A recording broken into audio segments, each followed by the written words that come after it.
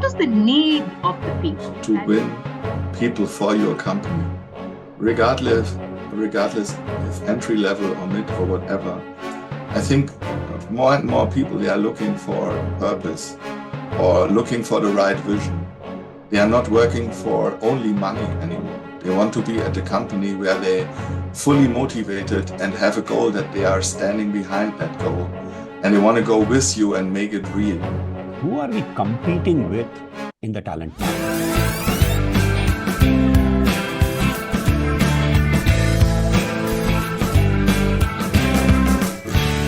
Welcome to the Mastermind podcast. Today's guests are Prashant.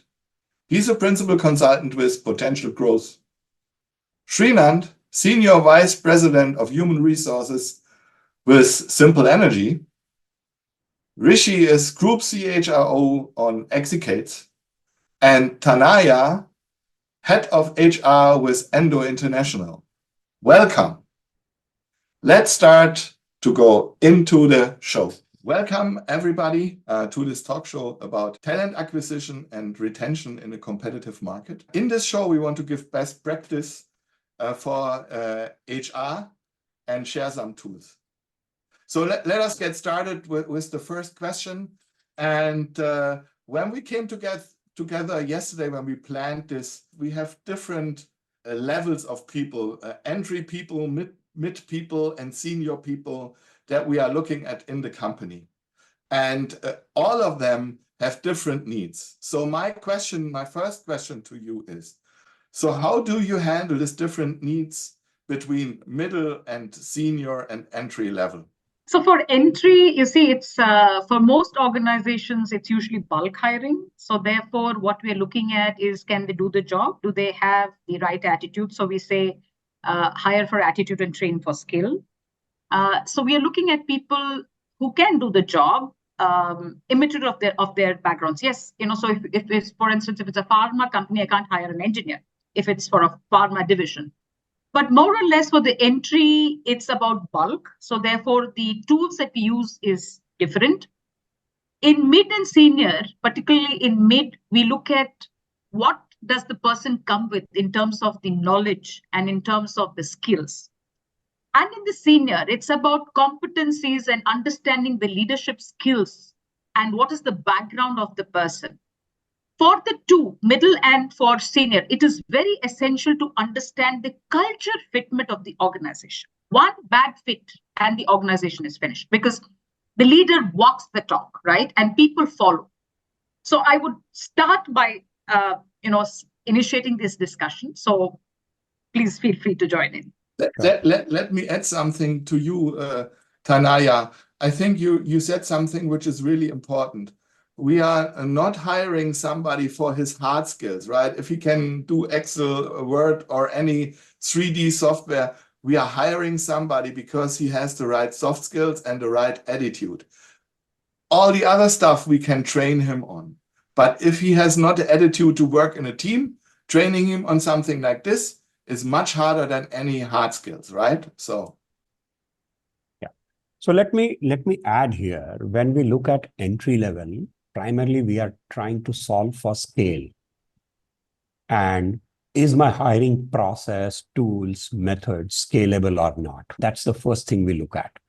Of course, there are few things which is, culture fit, right attitude. In my view, that remains common across the three levels.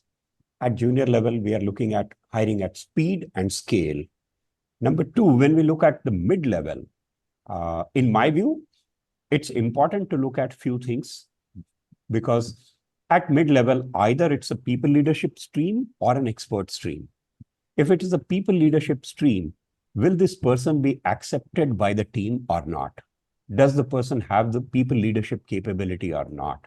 Does the person know, at least at a certain level, the domain or the subject in which he or she is getting hired? Because that also decides the acceptability by the team. And second thing we look at is the person capable of solving some of the ground level problems? When we look at the senior level, it is about, how will the person impact the culture, the growth, the transformation, and the future trajectory of the company? This is where a very, very deep insight into the person's behavior is required. And that's where I highly recommend, and use behavioral event interview as a tool, and multiple rounds of behavioral event interview, because this is the level at which the person can make or break the company's growth trajectory or the company's health in all aspects. Prashant, let me add something on this.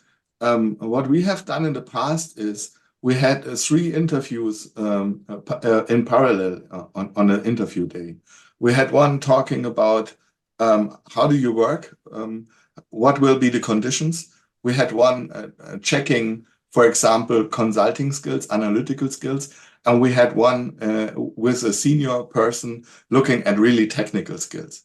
And then at the end, we came together and we discussed the different people and if the whole round of skills fit together.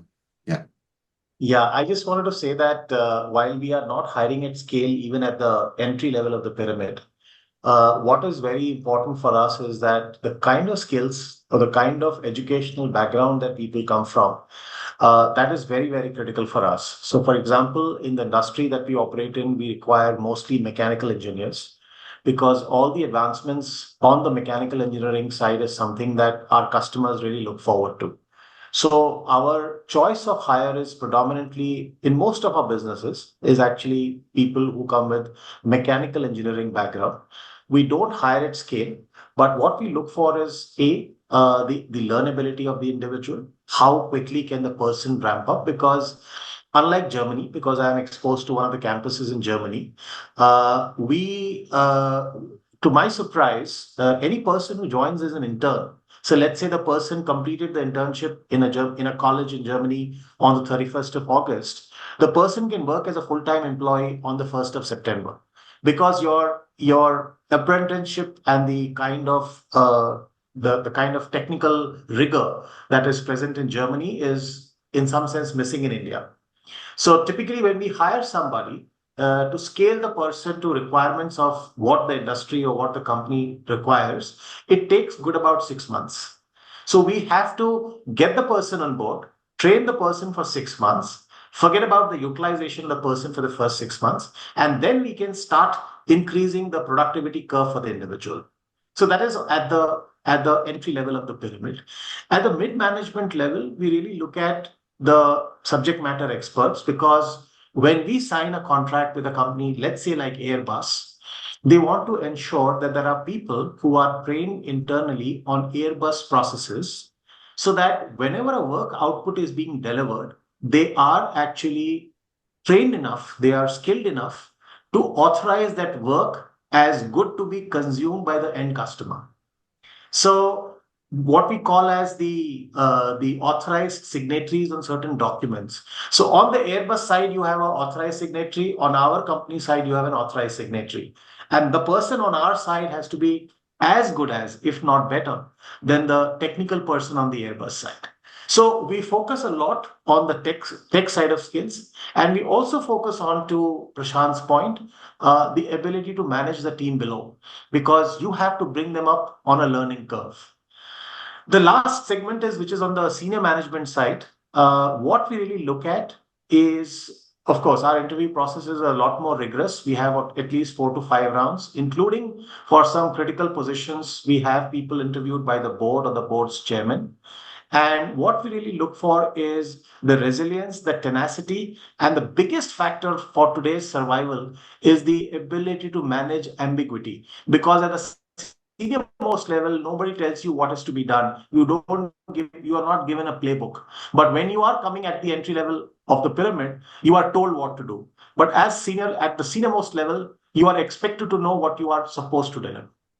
I cannot agree more. Also on the 6 months at the front, we had a program which was called Consulting Program, which I put up in 4 different countries. And we enter people after university, put them in a program for half a year, give them also practical work.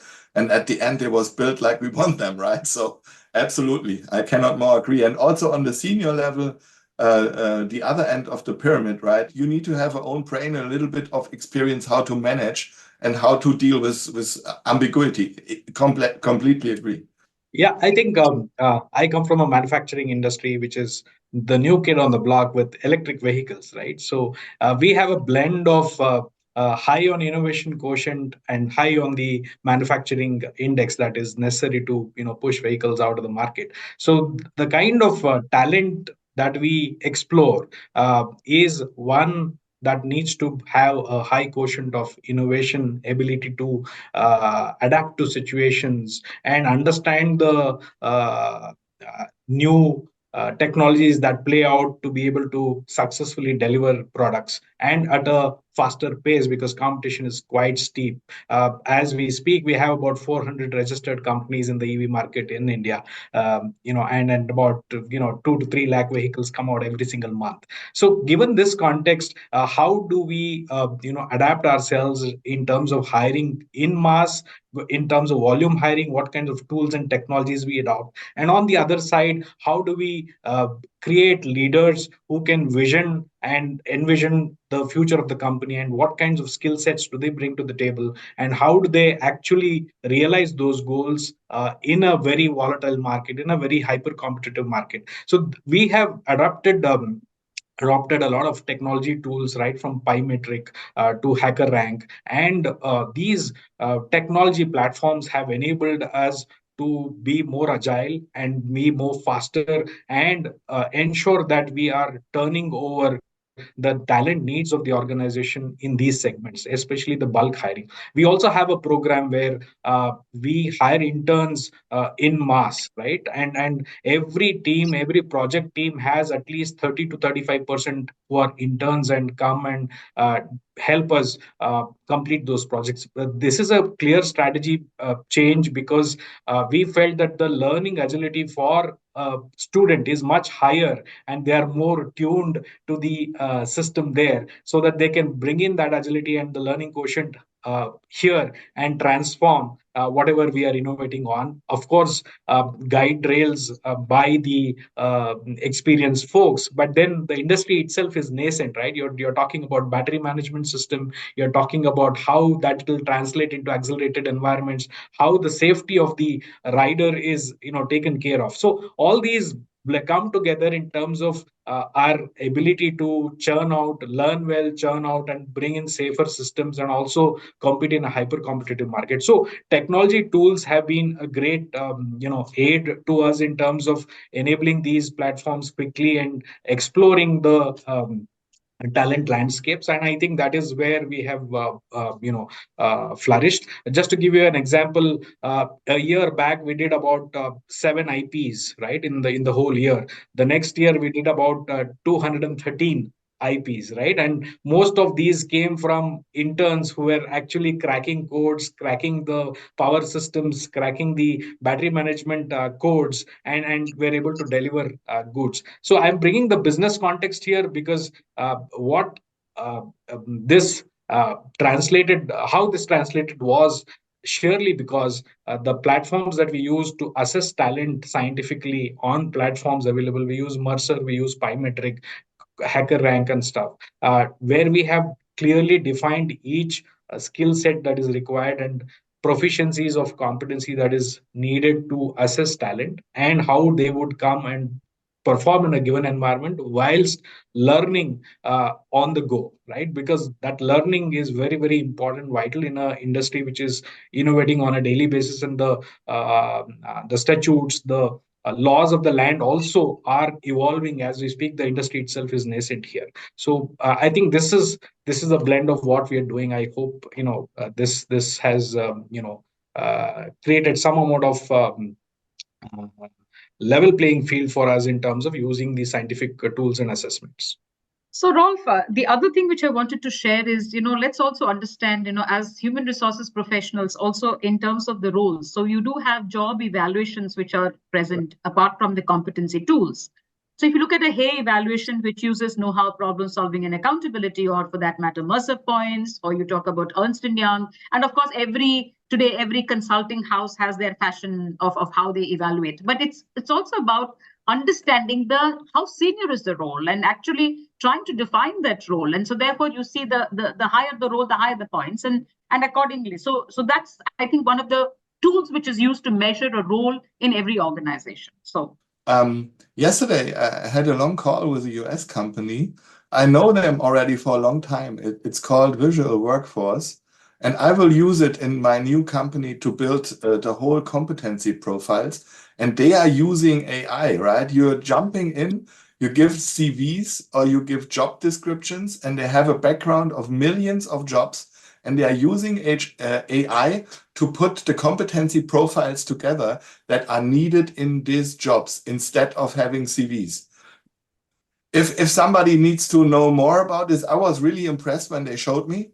If somebody wants to know more, you can come back to me on this, because I know competency profiles are now state of the art in the HR area to find the right people. Sorry, Prashant, you go on. I wanted to add a couple of points based on what Srinath and Rishi said. In one of my experiences in a startup, in a deep tech company, while we may not hire for scale in many cases in some of the companies, we might hire in small numbers. What becomes important is who are we competing with in the talent market? And this is where in a deep tech startup with about 300 people, we were competing with the big tech names in the prominent top tier engineering colleges. And what worked for us is a combination of the tech tools like HackerRank, HackerEarth, and the internship route or the apprenticeship route, where we took first internship of 2 months. We tested them. They also tested us. And then we took them on full-time internship of 6 months, where they worked like a full-time intern. And this gave them another opportunity to see the kind of work we do, the kind of IPs we create. And finally, we made them an offer. And this worked well for us because of a few things. Number one, we completely eliminated the need of doing very fast interview and selection process at the campus. And on a particular day when all the big techs and big names are there, it's difficult to compete because you are just 300 people and at best you can get about 5-10 interviewers. And second, it allowed them to see the potential candidates from the top tier colleges to see what kind of work we do and get fascinated with. Our joining ratio on that was fantastic, more than 90%.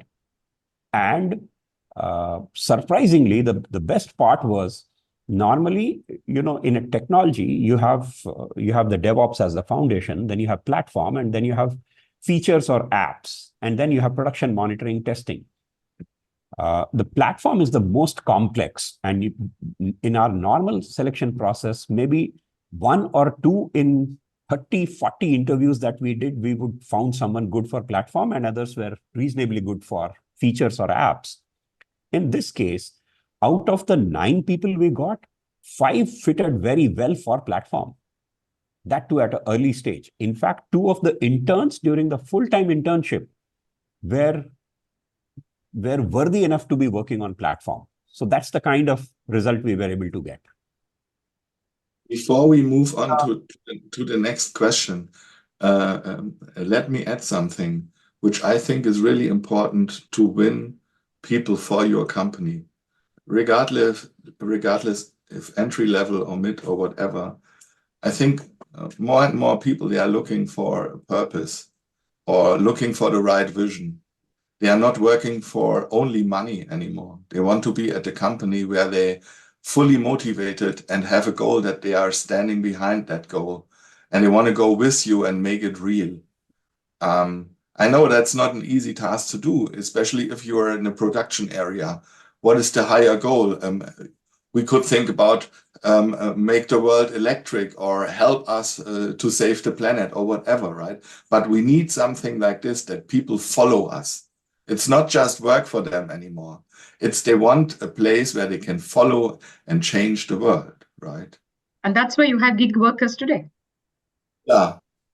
Can you say that again? That's why you have gig workers today. Yeah. Absolutely. And look at me, right? I'm 59. I'm a little bit older than most of the gig workers, but I'm looking for projects who really make me happy and where I like the company and where I like the approach, right? But let me move on a little bit in the questions we have and say another thing that we are always looking about, it's the skill/competency approach that we have. And I want to ask you, before I add what I'm using, what kind of practical tips and tools are you using for that approach? And maybe Rishi, you begin, okay? Is that okay? Yeah. I would say that when we really look at the competencies and skills, and I think that is a discussion that I was in when I kind of came out because I realized I had overshot or I had missed the joining timeline. So we were just having a look at all the repository of skills. I'll give an example. Let's say if I have engineers who are in different parts of embedded hardware and software kind of design work that they do.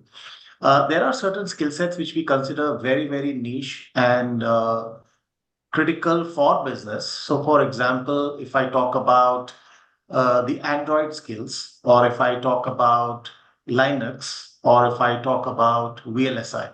Now, these are the top three skills of one of our business unit. Likewise, on the mechanical engineering side, it is mostly on the stress and mechanical engineering skills, not as much as repair and concessions.